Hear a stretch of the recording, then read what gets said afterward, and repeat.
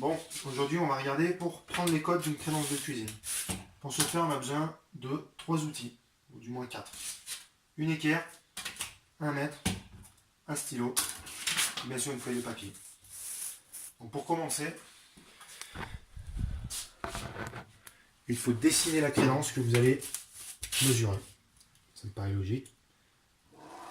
Donc d'abord, je dessine ma crédence, tout simplement, un peu à la vite. Le principal, c'est de la dessiner. Donc nous avons une prise à droite, nous avons 2 prises au fond à gauche, indépendantes l'une de l'autre. Donc ça sera bien 2 trous. Et nous avons une autre crédence qui va se retrouver à droite avec une prise. Donc on la dessine aussi. Donc c'est le retour, je la dessine dans l'autre sens pour ne pas me planter dans les sens. Je la caricature un peu plus, mais on n'est pas au format, ça n'a pas d'importance. Voilà. Donc la technique est simple. Le plus difficile dans la prise de cote de crédence de cuisine, ce sont les trous des prises. Donc l'idéal, c'est de prendre une équerre, comme celle-ci, de se mettre au centre de la prise. Donc c'est simple. On peut le faire là, ça sera plus propre. Donc c'est d'abord, pour commencer, de se mettre au centre de la prise. Moi, ce que je fais, c'est que j'utilise la petite barre qui dépasse, qui sert de terre, d'accord?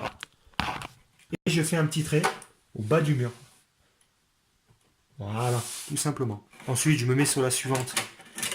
Pareil, hop, je fais un petit trait au bas du mur.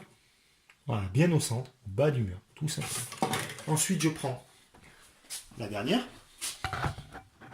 et je refais la même chose. Donc, je me mets au centre de la prise, vous voyez, hop, et je fais un petit trait au bas du mur. Voilà, tout simplement. Quand vous aurez compris ça, vous pouvez prendre toutes les codes que vous voulez. Après, il y a une règle que j'ai oublié de vous dire, mais qui est très importante. On mesure 3 fois, on commande qu'une fois. Comme ça, au moins, il n'y a pas de malaise. Donc, ce que je fais, c'est que moi, la crédence, elle va démarrer de ce point-là jusqu'à ce point-là, en une seule pièce. Donc, vous prenez votre mètre, vous le mettez contre le plan de travail. Si c'était un mur, c'était contre le mur, mais là, on le met contre le plan de travail. Et je viens jusqu'au bout. Je vais le mettre comme ça, il va un peu mieux. Voilà. Ce qui me permet de me donner la cote de la crédence totale. Donc là, j'ai 2,9 m et 5 mm, donc 2095 mm. J'enlève 2 mm à peu près, pour être sûr de ne pas avoir de problème avec le mur s'il n'est pas tout à fait droit. Donc je vais me mettre à 2092 ou 93. Allez, 2093, parce que moi j'aime bien prendre des belles cotes bien précises. 2093. Donc, une fois, j'écris ma cote. 2 fois, je revérifie. Pour être sûr de mon coup que j'ai bien noté, je revérifie. Voilà. Et ensuite, vous verrez la 3e fois pour ne pas faire d'erreur. Donc, l'astuce de l'équerre, qui vous évite d'avoir un laser à plusieurs centaines d'euros et qui n'est pas forcément le plus précis, c'est que si vous regardez bien, voilà, les cotes, elles apparaissent toutes seules sur mon mètre. Regardez. Hop, le premier axe, le deuxième et le 3e. Tout simplement. Regardez bien. Donc je vais prendre le premier. Donc je suis à 115 mm, 11,5 cm. Vous pouvez l'écrire en centimètres ou en millimètres sur un plan. Moi, ça n'a pas d'importance pour moi quand je fabrique. Donc 115 mm. Je dessine bien que c'est bien à l'axe de cette prise-là. Le deuxième, je suis à 202 mm. Donc ça fait 202 mm ou 20,2 mm. Donc je me mets là, j'ai fait 202 mm. Tout simplement. Ensuite, on va prendre le 3e. Et le 3e, pareil. On fait bien attention de bien laisser le mètre dans sa position correcte. Et là, je suis à 1919. Voilà, 1919. Donc je l'écris pareil.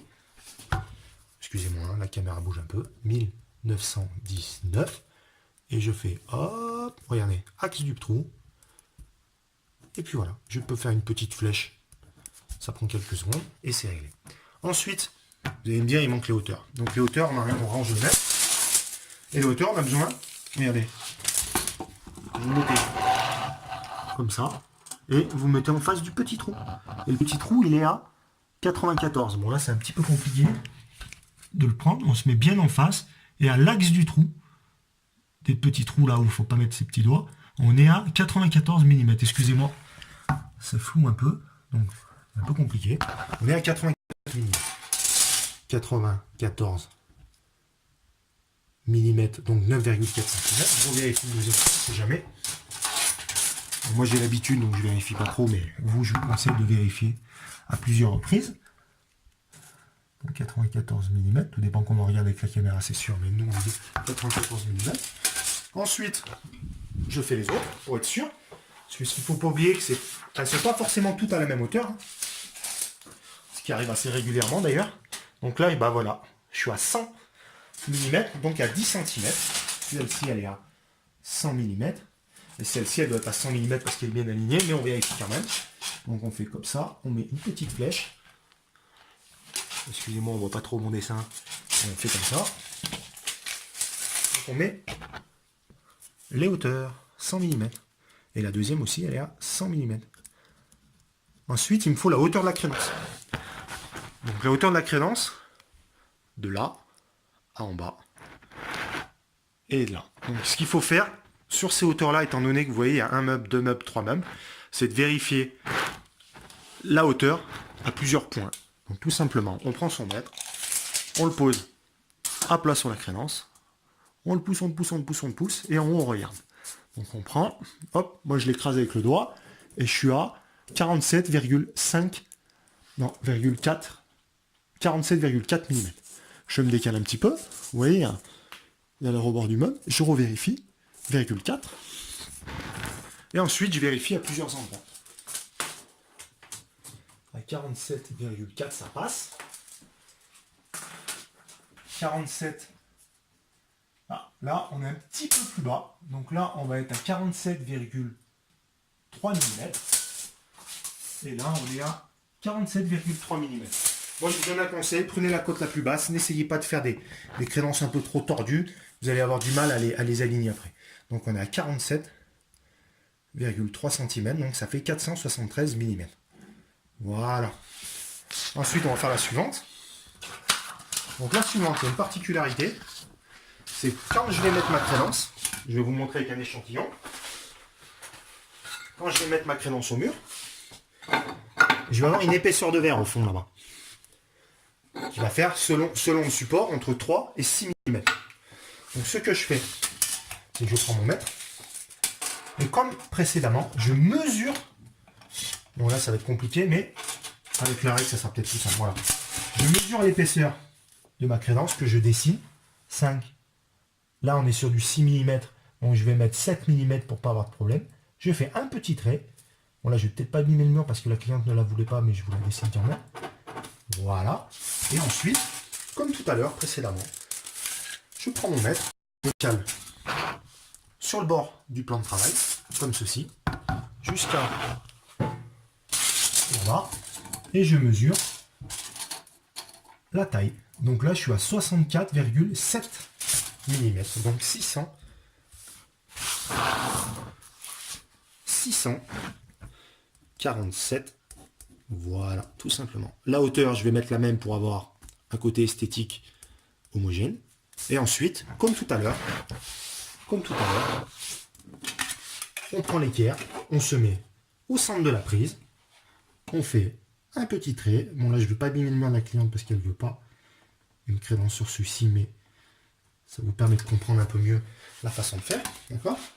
Donc je mesure soit à partir de la droite, soit à partir de la gauche, ça n'a aucune importance.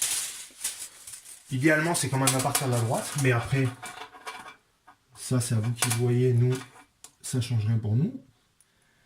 Donc là je suis à 65,6. Non, à 25,6, excusez-moi, je suis un petit peu fatigué. 25,6 mm. Donc ça fait 256 mm. Et ensuite, comme tout à l'heure, je mesure la hauteur à l'axe de la prise qui est à 90 mm. Vous voyez, l'intérêt de mesurer chaque prise, c'est qu'il n'y en a pas une qui est à la même hauteur. Voilà. Donc ça fait 9 cm, 90 mm. Je peux faire des petites flèches. Ça permet d'indiquer pour ne pas faire d'erreur. Voilà. Donc après la règle, quand je vous expliquais tout à l'heure de faire, on mesure 3 fois, on commande qu'une fois, on prend l'habitude, rapidement, hop, on recontrôle nos points, hop, là je dois être à 1919, ce qui est le cas. Ensuite, sur ma prise, je vérifie 94 mm, je suis bon.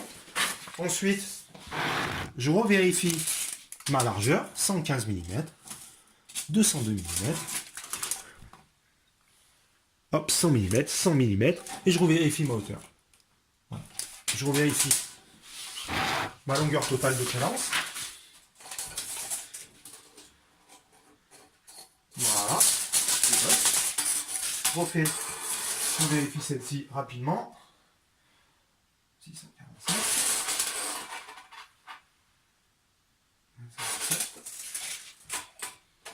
Ce qui me permet de contrôler, d'être sur mon coup. Parce que si vous prenez 2 fois les mêmes mesures, des fois, avec la fatigue, voilà.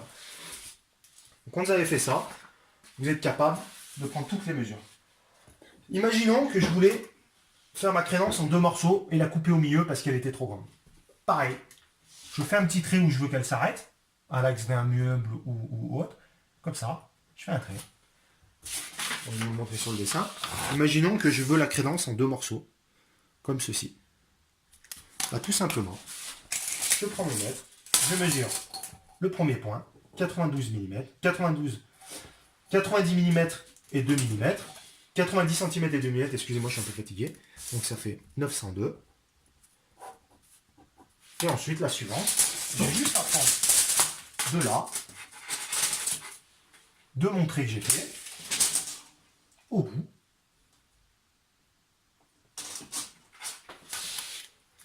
en 18,8. Et là, je pourrais la faire, si je veux, en 2 morceaux. Voilà. Ce qui n'est pas notre cas, donc je l'enlève. Quand vous aurez compris toutes ces petites astuces, il faut prendre toutes ces mesures. Donc on répète bien, le plus simple, c'est une équerre. Pas la peine d'acheter un laser ou quoi que ce soit. L'équerre, ça vaut quelques euros et c'est plus efficace. Centre de la prise, on trace. Il faut tracer sa crédence sur son mur. C'est le moyen le plus efficace de ne pas faire d'erreur. Vous n'avez plus qu'à mesurer vos traits. Et on va remontrer une deuxième fois pour être sûr de tout et bien que vous compreniez. Je pose mon mètre. Je pose mon mètre à plat. Et comme vous le voyez, je vous le remonte. Et ben les dimensions, elles apparaissent toutes seules sur votre mètre. Regardez. Il n'y a pas besoin d'être un as du bricolage, quelqu'un de surintelligent pour pouvoir comprendre ça. Voilà, tout simplement. Toutes ces cotes s'écrivent toutes seules. Voilà. Donc c'est fini pour ça. Donc n'oubliez pas la règle. On mesure 3 fois, on commande qu'une fois. On contrôle nos mesures à plusieurs points, surtout c'est la hauteur de meuble et la hauteur de plan de travail, parce que le plan de travail n'est jamais forcément droit à le meuble aussi. Donc comme ça on est sûr. On laisse quelques millimètres dans l'angle, sur la crédence du fond. Toujours la première crédence c'est celle du fond. Et ensuite sur le retour, on n'oublie pas d'enlever l'épaisseur de la matière de la crédence, pour ne pas se retrouver à cet endroit-là avec une crédence qui dépasse. Voilà.